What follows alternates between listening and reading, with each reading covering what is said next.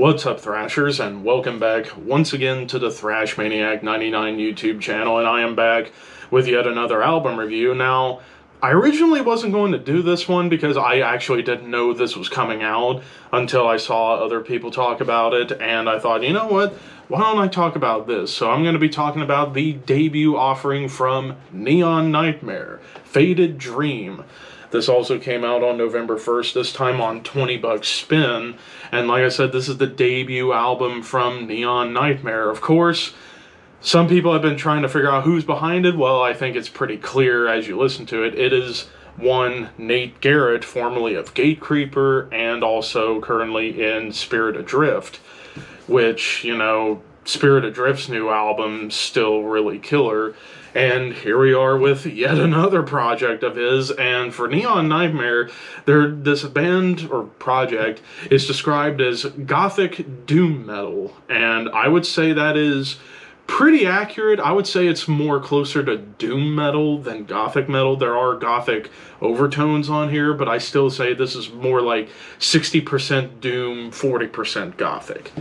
But the big thing, especially with this album cover in which the lettering's done, it's definitely an homage to Type O Negative, which there's not really a whole lot of bands out there currently that are doing Type O Negative style doom metal or gothic metal. So it's kind of refreshing to hear a new band or project doing their take on a Type O Negative specific style of doom and gothic metal. And, well, after you get through the opening intro, Higher Calling, which is just a cell phone vibrator, goes right into the song Lost Silver, which I wonder if it's a nod to Josh Silver from Type O Negative, but it starts off with these keyboards that definitely feel like Josh Silver, dark melodies, and even Nate's low register vocals, very close to Peter Steele, granted not as low or as bassy, but still sounds pretty similar to Peter Steele. Then it gets into these gothic, doomy riffs, and even like Nate's signature vocals. Like, you can tell it's Nate Garrett when his vocals come in on a more higher mid-range, because if you listen to his stuff in Spirit Adrift, he's got a kind of recognizable voice. So once the voice came in, it's like, yeah, that is 100% Nate Garrett behind all this. And, well, this song does a lot of the typical Type O Negative things. It's very lush. There's some great, like, clean melodies that kind of soothe the soul a little bit. But, of course, these riffs are doomy. They're gothic. There's a real somber ending to the song. And then I will say the leads, for the most part on this album, are more atmospheric. Like, no, like, big thrills or any show-off moments on here. It's just more or less to complement the mood of the song, which I love solos like that. Then it goes into It's All Over For You.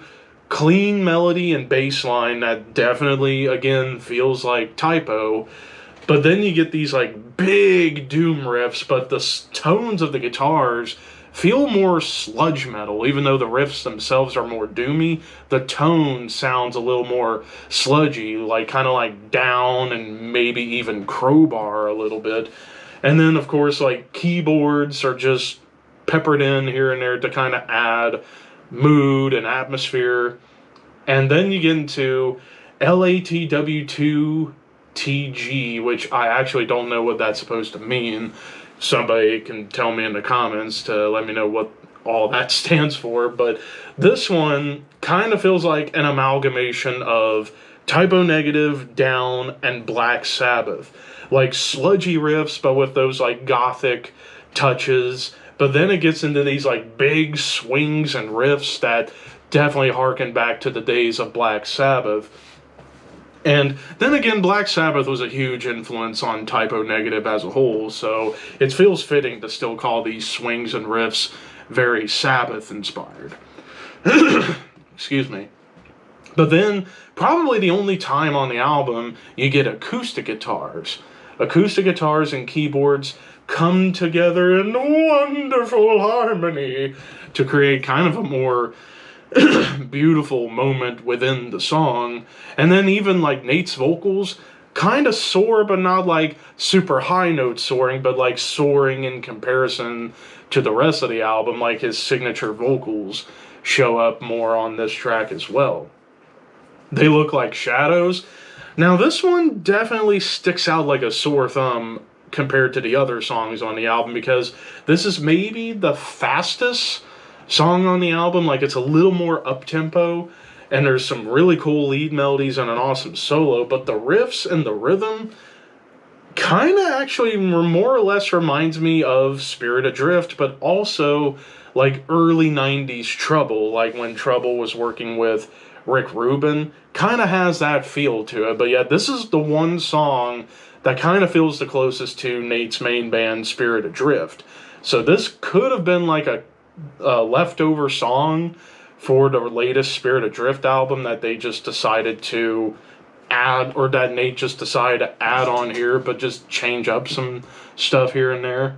But then you get into She's Drowning, great bass line, and of course, like the vibe is 100% typo, but I would say this goes more for the October Rust era typo negative sound. Like it's very lush, very blah blah blah, very melodic. I cannot fucking speak as usual, but yeah, very melodic with clean melodies, even some like awesome bass groove.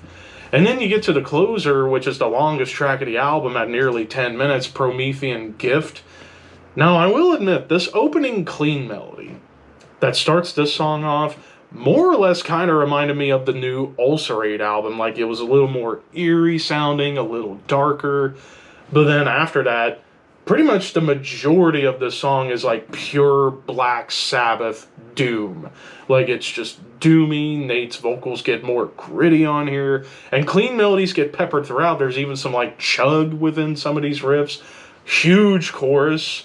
Awesome leads, and then there's even like a bass line and clean melody that comes together that brings back that typo vibe. So yeah, pretty much if you love typo negative, you're gonna dig this as well. Production wise, I love the tones on the guitars and the bass and the vocals.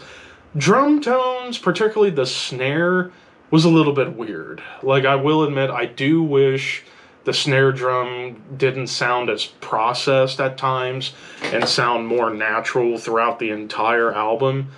But aside from that, like song wise, all these songs were awesome.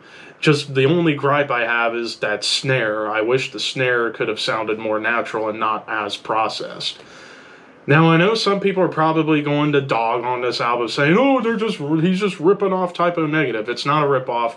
It's an homage. It's like, it sounds like typo, but there's still enough on here that it doesn't sound like straight up copycat. Like Nate Garrett's throwing his own flavor into the typo negative recipe, and this is honestly going to be the closest we're going to get to a typo negative return as we're going to get.